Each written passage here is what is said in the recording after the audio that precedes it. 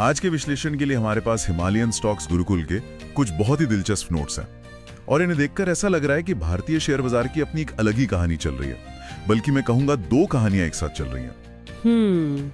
एक तरफ तो ऐसा लगता है कि बाजार एक बहुत ही नाजुक मोड़ पर, एक दोहराए पर खड़ा है, जहां से रास्ता नीचे भी जा सकता है और ऊपर भी।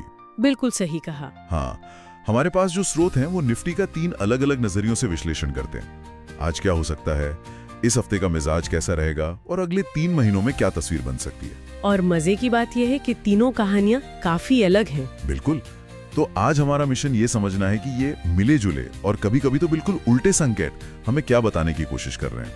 क्या ये किसी बड़े तूफान से पहले की शांति है, या फिर बाजार बस एक छोटी सी सांस ले रहा है ताकि और ऊपर दौड़ लगा सके। ये बाजार के एक पहेली की तरह है और इसे सुलझाने के लिए हमें हर टुकड़े को अलग अलग करके देखना होगा। आज की तस्वीर, इस हफ्ते की उम्मीदें और लंबी अवधि का रुझान, ये तीनों मिलकर एक पूरी कहानी बनाते हैं। और वो कहानी क्या है? वो कहानी है सावधानी की, थोड़ी उठापटक की और इन सब के बीच छिपे हुए अवसर की। ये असल में 2 अलग अलग तरह के निवेशकों की सोच का टकराव है। एक वो जो आज की अनिश्चितता को देखकर घबरा रहे हैं और दूसरे वो जिन्हें भारत के लंबी अवधि की ग्रोथ पर भरोसा है और वो इसे खरीदारी का मौका मान रहे हैं। बिल्कुल। तो चलिए इस पहेली को सुलझाना शुरू करते हैं। सबसे पहले आज की ही बात कर लेते हैं। 26 नवंबर के लिए जो अंतिम फैसला दिया गया है वो है सावधानी पूर्वक मंदी, कॉशियसली बेरिश। हाँ, कॉशियसली बेरिश। स्रोत में एक बड़ी दिलचस्प लाइन है, बाजार एक धारदार चाकू पर है।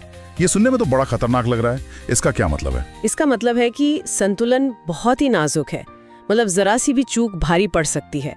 इसे समझने के लिए 2 स्तरों पर नजर रखनी होगी। पहला है 26,050 का स्तर। ओके।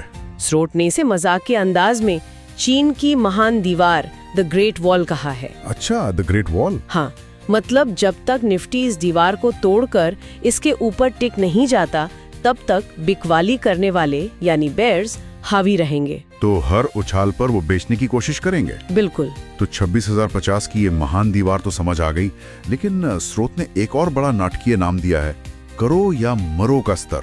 ये सुनने में तो बहुत गंभीर लग रहा है। हाँ, ये सच में एक करो या मरो वाला लेवल है।